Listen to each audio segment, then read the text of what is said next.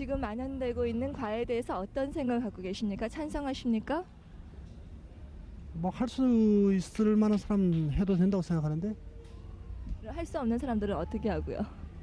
할 수 없는 사람들이야 저는 그 과외라는 거를 좀 뭐 돈 없는 사람이라서 좀 부당하지 않는 이런 시각에서 바라봐야 될 게 아니라 오히려 좀 근본적인 문제로 들어가야 될 것 같아요. 그래서 저는 과외라는 게 그냥 요즘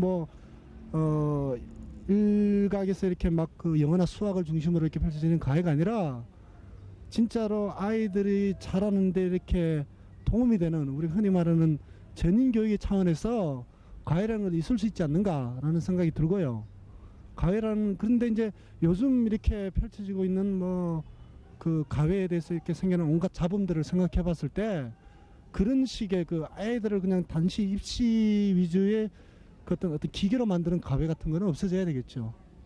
뭐 여러 가지 위화감 같은 것도 조성하고 경제적으로나 뭐 사회적으로나 여러 가지 문제점을 야기하니까 소득 간의 격차라든지 뭐 하여튼 계층 간의 위화감 같은 걸 조성하니까 안 좋다고 생각합니다. 그거야 부모들은 시키고 싶어 하고 성적 뒤떨어지면 학생들은 하고 싶어 하고 그래서 하는 거니까 그렇게 나쁘다고는 생각 안 해요. 공부 못하는 사람은 좀 더 많은 공부를 위해서 과외가 존재해야 된다고 생각하고 과외가 없어져야 된다는 생각은 그 저소득 계층이나 없는 사람들의 어떤 그 위화감 조성 때문에 과외가 없어야 된다고 생각합니다. 이유는 뭔가 아무래도 빈부 격차에 의해 가지고 너무 뭔가 이렇게 차이가 많이 나는 것들을 그리고 없는 사람들도 있는 사람을 따라가다 보니까 거기서 또 생기는 어떤 문제들이 많이 있는 것 같아요.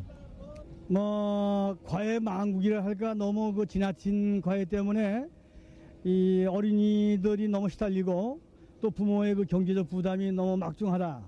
그렇기 때문에 모든 그 사회 그 비리 현상도 거기에 대해서 유래되지 않나 이런 생각을 많이 갖게 됩니다. 아이들이 필요하다면 해야 된다고 생각해요.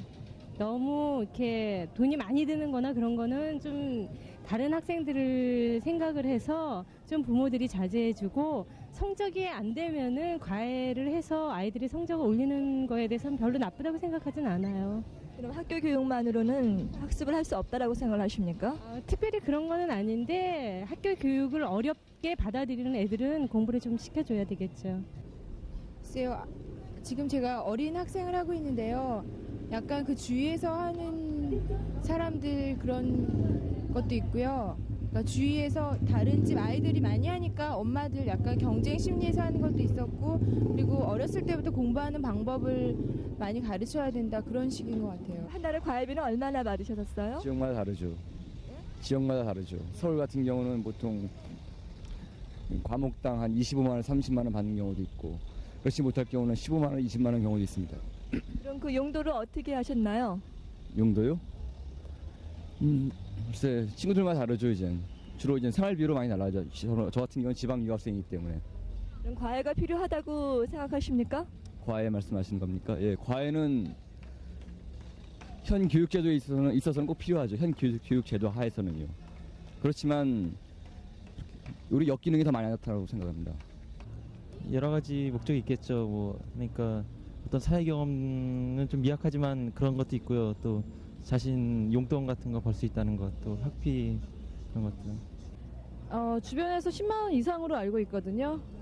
근데 그 정도도 학생한테는 충분한 거 아니에요? 그러니까 용돈대로 받고 그다음에 과외는 아르바이트 된 입장에서 그런 걸로 하기 때문에 10만 원이나 10만 원 정도 이상이면 학생한테는 많이 받는 걸로 알고 있거든요. 네, 지금의 대학생들은 저희 생각대로 고액 과외를 하는 것들이 아니라 바로 자신들의 생활에 도움을 받을 수 있는 건전한 아르바이트로서 행하고 있었습니다. 네, 그렇군요. 그런데 우리 서울에 사는 학생들이라든가 네. 대도시에 사는 학생들은 우리 대학생을 통해서라든가 때에 따라 학원이나 여러 기타 방법을 통해서 그래도 과외 혜택을 받을 수 있는 학생들이 많은데 지방에 있는 학생들의 경우에는 그것이 지금 불이익을 현실적으로 당하고 있는 거 아닙니까? 이것 때문에 얼마 전부터 좀 오래됐죠? TV를 통해서 과외 학습도 하고 있고 또 여러 가지 방안으로 지방에 사는 학생들에게 그 과외 문제를 똑같이 그 이익을 받을 수 있도록 그 교육부에서 배려를 하고 있다고 지금 알고 있는데 네. 교육방송이나 교육부 그 장학관실에 들어가서 인터뷰를 해보셨겠죠? 예. 저희가 교육방송국하고 교육부를 찾아갔었는데요. 교육방송국에서는요. 학력고사의 반영도를 점차 올려서 학교가 교육을 학교 안과 가정으로 수용할 수 있도록 한다는 그런 기본 입장들을 가지고 있었습니다. 마찬가지로 교육부에서도요. 지속적으로 불법 과외들을 근절시킬 수 있도록 지도 개몽하는 한편 학교 교육의 문제점, 즉 과밀 학급의 해소라든가 입시 위주의 교육에서 탈피 등을 위해서 애쓰겠다는 등 원칙적인 입장들을 밝혔습니다. TV 과외는 언제 시작했으며 그 실시 목적은 무엇입니까? 그리고 TV 과외가 담고 있는 내용과 성격은 어떤 것이 있는지요? 네, TV 과외라고 표현을 하셨는데 원래 TV 과외가 아니라 TV 고교 가정학습입니다. 왜 그러냐면 우리가 이 TV 고교 가정학습을 시작할 때 과외 좀 제발 그만했으면 좋겠다. 그런 취지에서 이 프로그램이 시작이 됐거든요. 1989년 4월 달에 시작이 돼서 90년, 91년 이제 3차년도가 되겠죠. 그래서 어떻게 하면 과외를 하지 말고 변칙과외나 고액과외를 하지 않고 이 프로그램만 보면 대학에 입학할 수 있다. 이런 인식을 불어넣어주는 그런 프로그램이라고 볼 수 있겠습니다. 네, TV 과외가 성공적으로 진행이 되고 있다면은 보충 수업이라든가 자율학습이 좀 해소가 되고 그리고 과외도 과외로 치닫고 있지 말아야 하는데 지금 현상은 그렇지가 않고 있거든요. 다음 이에 대해서 그 실패 원인하고 우리가 앞으로 개선할 방법이 있다면 말씀해 주시기 바랍니다. 예, 이 텔레비전이라는 게 사실은 일방적이거든요. 학생들이 모르는 걸 이렇게 피드백 받아가지고 너 그런 거 모르니? 그럼 그 가려운 데를 이렇게 긁어주는 면이 있어야 되는데 학교 교사는 그게 가능해요. 그런데 이제 텔레비전은 그게 불가능하니까 그게 이제 실패된 원인이라고 볼 수 있고 아까도 말씀드렸지만은 학생들이나 학부모가 남보다 조금 더 뭐 다른 거, 색다른 걸 더 해야 되겠다. 이런 생각이 버려지지 않는 한은 이 과외가 없어지지 않아요. 그러니까 텔레비전 프로그램도 봐야 되고 당연히 이제 반영률도 높으니까 당연히 봐야 되고 또 다른 사람들 다 텔레비전 다 보니까 이제 뭐 학원 과외라든가 또 변칙 과외 내지는 고액 과외를 받아야 되겠다. 이런 인식을 갖고 있기 때문에 그래서 이게 잘못돼 가고 있는 것 같습니다. 지금은 과외 현실을 보면서요. 교육 정책이라든가 좀 근본적으로 치유할 방법이 있다면 무엇이 있겠다고 생각이 드십니까? 제가 기대하기로는 이제 앞으로는 그 대학 수학능력 평가 시험이 있잖아요. 그래서 지금처럼 이렇게 암기 위주로 또 시험 문제에 나올 것만 이렇게 중심으로 해서 공부하는 그런 태도를 갖고서는 내신 성적뿐만 아니라 수학능력 평가에서도 성적을 많이 올릴 수가 없어요. 그래서 제가 바라건대는 이 텔레비전 그 TV 고교 가정학습은 어디까지나 학생들을 돕는 프로그램이고 교사들을 돕는 프로그램이에요. 기본적으로는 학생은 선생님의 그 수업을 착실히 따라가줘야 돼요. 따라가지고 정말 인간다운 그 인간이 되도록 또는 지적인 것만이 아니라 정의적인 쪽에서도 열심히 노력을 기울이고 이제 조금 이제 시간이 남으면 또 자기가 부족한 부분의 교과를 중점적으로 TV를 활용해줘라. 그러는 것이 우리 교육 정상화에 아마 이바지할 것 같아요. 89년 2월 대학생 과외 완화 조치 배경의 취지는 어디에 있습니까? 네. 1980년 7월 30일 과외금지 조치 교육계획 조치에 따라서 과외금지 조치가 이루어졌었습니다. 그 사이 한 10년 가까운 기간 동안에 과외금지 조치에 따른 그 실효성이 문제가 됐고 또 과외금지가 학생들의 학습권을 침해한다는 이와 같은 여론에 따라서 교육부는 1988년 9월 30일에 이 문제에 대한 심의를 중앙교육심의회에 건의하기에 이르렀습니다. 중앙교육심의회 건의안에 따라서 교육부에서는 과외금지 조치의 일부를 완화하는 선에서 풀어주기로 결정한 것이 1989년 2월이 되겠습니다. 네. 그럼 지금 진행되고 있는 과외 중에서요. 합법적인 과외 범위는 어디까지입니까? 네. 법으로 허용된 과외는 대학생이 하는 과외 교습과 초중고등학교 재학생의 학기 중 방학 중 과외 교습이 허용되어 있습니다.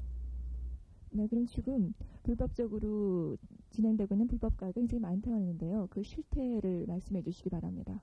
예, 불법 과외라고 한다면은 현직 교사가 하는 과외 교습 행위, 학원 강사가 학원 밖에서 행하는 과외 교습 행위, 그 다음에 일반인이 하는 과외 교습 행위, 또는 속셈 학원이나 외국어 학원이 인가된 과목 이외의 과목을 교습하는 행위가 불법 과외 형태가 되겠습니다. 교육부에서 과열과외를 방지할 수 있는 개선 방안을 가지고 있으십니까? 예. 교육부에서는 과열과외 요인을 해소하기 위한 모든 노력을 앞으로 경주해 나갈 겁니다. 현재도 지난 89년 4월부터 교육방송에서 텔레비전 과외 방송을 통해 과외 욕구를 해소해주는 이와 같은 입장에 있고, 교원 임용 제도를 개선해서 우수한 교사를 확보하고 과밀학급을 축소하고 과대학교 규모를 완화시켜서 학교의 교육력을 강화해 나가도록 경주할 겁니다. 그래서 학교 밖 과외를 학교 내로 흡수하도록 모든 노력을 경주할 겁니다. 뿐만 아니라 현재 제6차 교육과정 개편이 이루어지고 있습니다만 교과목을 통합 조정해서 교과목 수를 줄여줌으로 인해서 학생들의 학습 부담을 줄여주도록 노력할 겁니다. 그것보다도 더 중요한 것은 우리가 이 과외라고 하는 것이 대학에 진학하고자 하는 과열 진학 현상 때문에 빚어진 것이 바로 과열 과외라고 말할 수 있습니다. 그래서 저희 교육부에서는 과열 과외의 근본 원인을 제거해서 과열 과외를 막아보고자 하는 이와 같은 정책의 역점을도 지금 추진 중에 있습니다. 예를 들면은 현재 일반계 고등학교 학생 대 실업계 고등학교 학생 비율이 68대 32%로 현재 약 70% 가까운 학생이 일반계 고등학교 학생 비중입니다. 이것을 1995년까지 일반계 고등학교 대 실업계 고등학교 학생 비율을 50대 50으로 낮추고 아울러서 일반계 고등학교의 직업교육을 강화해서 대학 진학 희망자를 대폭적으로 줄이는 선에서 저희가 정책을 펴나가고 있습니다. 그래서 이와 같이 68대 32%인 고등학교의 교육 구조를 50대 50으로 전환시키고자 하는 고등학교 교육 체제 개혁이 성공적으로 달성되어진다고 했을 적에 우리나라에서 이 과열과외 현상은 어느 정도 해소되지 않겠는가, 이와 같이 자신 있게 말씀드릴 수 있겠습니다. 네, 김 교수님. 사실은 그 과외라는 것은 좋은 의미에서 생각을 할 때는요, 학교 교육 그 진도를 제대로 쫓아가지 못하는 학생이라든가 때에 따라서는 조금 그 성적이 부진한 학생들이 학교 교육 이외에 과외나 뭐 기타 여러 가지 방법을 통해서 부진한 학습을 끌어올린다는 의미에서는 긍정적인 의미가 있지 않습니까? 물론이죠. 예. 그런데 지금 여러 우리 상황 속에서 지금까지 뭐 얘기된 상황이라든가 여러 가지 그 인터뷰한 상황을 보게 되면은 사실은 너무 변태과외나 또 지나치게 고액과외가 성행하고 있기 때문에 그것이 우리 청소년들이라든가 또 학부모들에게 부정적인 영향을 많이 주기 때문에 그것이 염려가 되는데, 이런 점에서 볼 때 앞으로 우리나라의 뭐 과외는 현실적으로 많은 그 학부모들이 과외를 자녀들을 위해서 하고 있고 또 여러 가지 많은 병폐들이 또 나타나고 있고, 이런 점을 어떻게 잘 조절을 해가지고 조화스럽게 이끌어 나가야지 좋은 방향이라고 생각을 해주십니다. 예, 우선 아마 저희들이 세 가지 방향에서 생각할 수 있겠죠. 우선 가정교육을 통해서 자녀가 학교를 가면 엄마도 같이 공부하고 아빠도 자녀와 같이 학교 공부를 도와줄 수 있는 그런 공부를 시작하는 방법이 있겠고요. 아마 학교에서 대학 입학 시험을 준비하기 위한 자율학습이나 보충 수업까지 지금 아마 학부모들이 요청하는 것은 좀 기대가 좀 너무 큰 것이 아닌가 합니다. 우선 학교가 지금 열악한 그 교육 여건입니다. 학생 수도 많고 요즘은 많이 줄어들었습니다만 선생님이 그 수업 부담도 많았지만 요즘 줄어들었죠. 그래서 입학 시험을 위한 보충 수업이나 자율학습이라고 하는 관점보다 평소에 평균 이하에서 따라가지 못하는 학생들을 학교가 지도한다고 하는 것은 그건 학교가 해야 할 책무입니다. 네. 또 하나 세 번째, 정부가 이러한 문제를 관심을 가지고 학교의 초, 중, 고등학교 교사들이 정상적인 교육 여건 속에서 학생들을 개별적으로 지도해낼 수 있는, 예를 들면 학생 30명 이하의 학생, 그리고 알맞는 일주 7, 8시간의 수업 시간, 이러한 여건 속에서 선생님이 열심히 학생들을 가르칠 수 있도록 지원을 아끼지 아니하고 모든 방안을 간구하는 것이 세 번째쯤, 이런 세 가지의 저희들이 노력이 모두가 다 만족스러운 수준에 갈 때 우리가 과외에 대한 해결의 방안이 있을 겁니다.